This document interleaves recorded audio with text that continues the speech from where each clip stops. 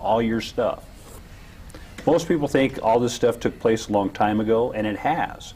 But a lot of these things that are taking place currently within the Obama executive orders are basically the final dots of the I and the final crossing of the T's to allow a one world order to come into the United States and literally take away our fundamental rights and principles. And I'm not saying this to scare people. I'm saying it because what's happening as you look around on a daily basis, people are noticing, you know, more military used vehicles like by the police departments, the sheriff's departments. I mean, there's even like vehicles that some of the health and welfare people have in other states that are like major military style vehicles. You know, I mean, why do we need to have these? You know, we don't need to have these type of vehicles in those type of environments because, again, these people are preparing for a complete takeover. And again, when I say these people, I'm talking the federal government. Okay? Now, as we progress forward, and currently we're not going to go ahead and take any calls. I just want you to know that. We'll take those here as we progress, okay? So as we continue down the road here, these agencies and so forth, the Federal Communications Commission, all these areas, okay, they can literally come in, shut down our lines for phones, our communications, any of that. Office of Management and Budget, try to come in and tell our county people how to go ahead and operate. They could do that. I'm not saying they're going to, but they do have the ability to do so because of this, okay? And we're just going to go ahead and let this kind of finish playing out. As we look at number 18, the Office of National Drug Control and Policy. Currently, right now, think about all the drugs and stuff that are out there, okay? Pharmaceutical.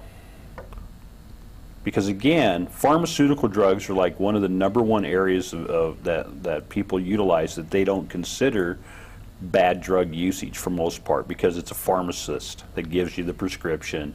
How could you be addicted? Things of this nature. And it's one of the most biggest epidemics that's here in the United States that people don't even recognize.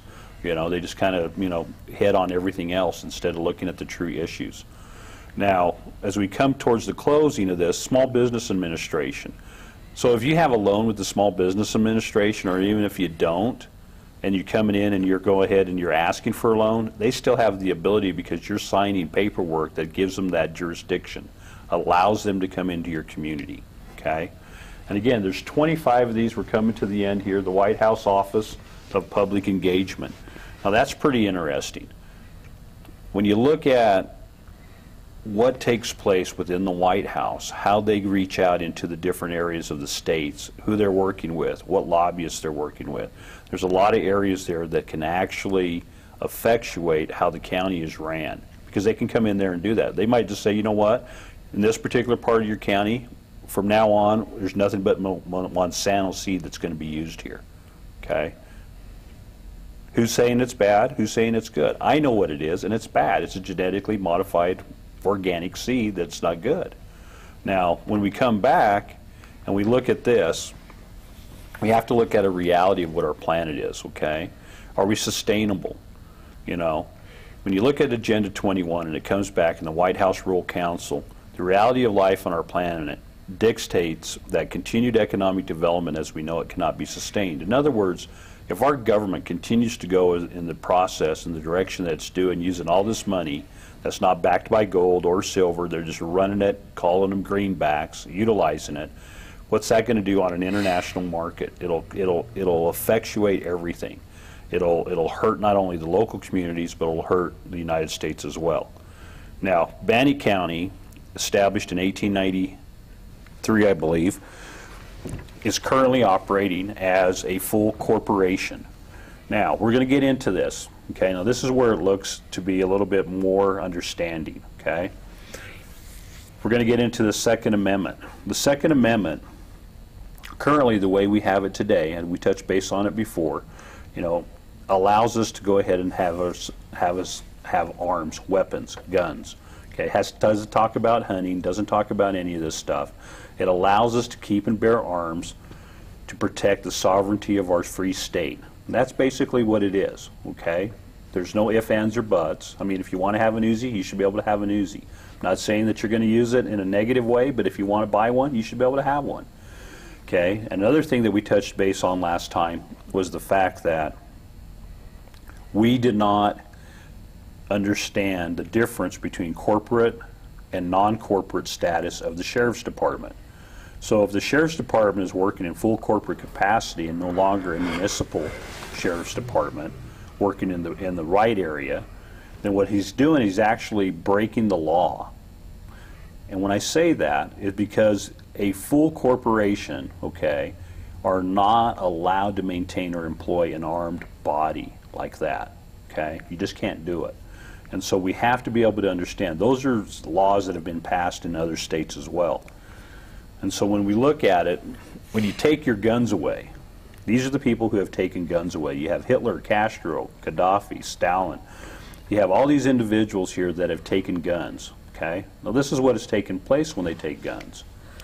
1929, you had 20 million people that were rounded up and exterminated in the Soviet Union. 1911, Turkey, okay? You had 1.5 million. Germany, you had 13 million. China, you had 20 million. Guatemala, you had 100,000 Mayan Indians exterminated. Uganda, you had another 300,000 Christians that were exterminated. Cambodia, you had another amount of individuals that were killed as well. Again, this is the individual who's trying to go ahead and take away your fundamental rights to protect yourself. Okay? He believes that he is doing the right thing. Does society believe he's doing the right thing? That's a true question. Okay? I won't answer that. I'll let you answer that because it can only be, you know, up to you to determine that. Okay? Now, in Idaho, it's okay. We have the constitutional protection and the right to bear arms. Now, the nice thing about it here in Idaho was back in 1902, the Brickley case came out, which gave us the right for self-defense, the right to protect. And so we have those abilities here without the federal government conspiring to come in and take our guns. Okay? We have those rights as a sovereign state. Now, we go ahead and we look at religion. Okay? Think of the Catholic Church. Think of the abortion. Think of all these things, the condom situations that were going on, how they were being under attack and being mandated. Think of the Mormon Church. Think of the things that are happening here in the state of Idaho.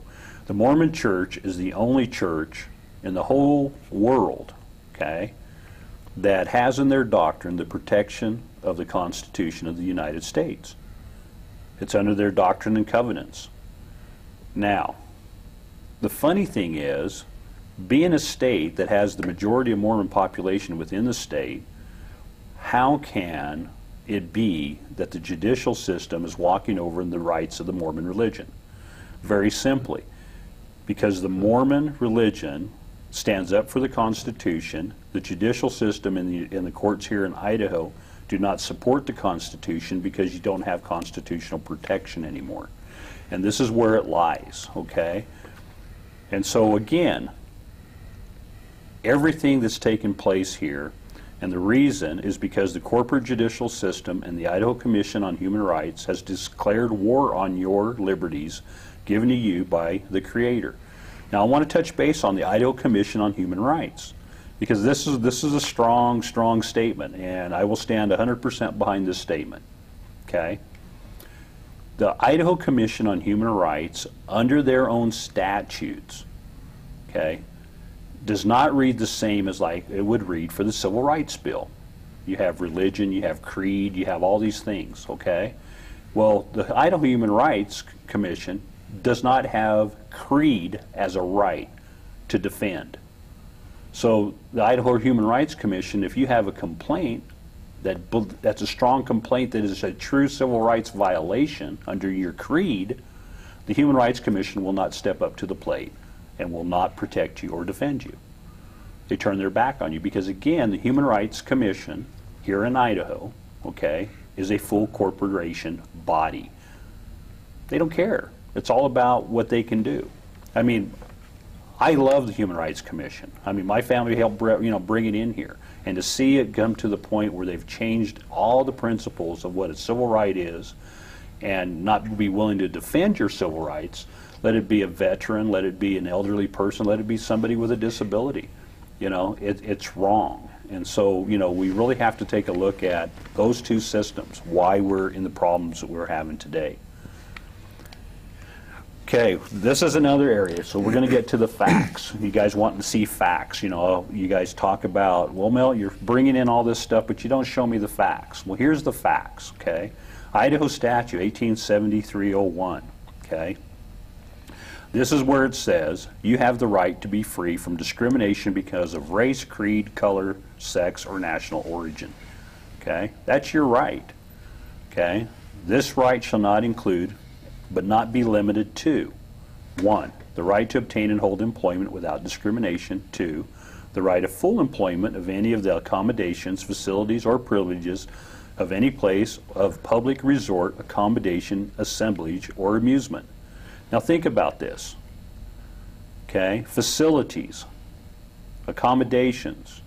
Should a courthouse accommodate an individual who is not considered to be a corporation citizen and allow them to remain a constitutional republic citizen? Okay, that's a question, because again, that's part of your belief, your right to have that set of beliefs, to guide yourself, okay? So, the definition here in Idaho Statute 73-401 demonstrates, okay, exercise of religion, government, political subdivision, substantially burdened. Now, I want you to understand this. We're just going to go straight to 3. Government includes this state and any agency or political subdivision of this state. Okay? So that means that a government that's working as a municipal must follow the statute of definitions when it comes to civil rights and violations. Okay? Plus, it also says that that the government can't substantially burden an individual, okay? Can't curtail religious motivated practices. In other words, because you believe it doesn't mean you can stop me from believing it. You can't prevent it. And what they're doing, anything that is a statute under Idaho statutes that are made under color of law that violate the Constitution, let it be taxation, let it be registration of a motor vehicle, anything that violates your constitutional principles is being violated, and the state of Idaho, Idaho Human Rights Commission, as well as the state judiciary, violated on a daily basis, because again, they do not care about the religious practices of the Mormon Church. That's a hard statement, and so again, I'm going to go ahead and say that again.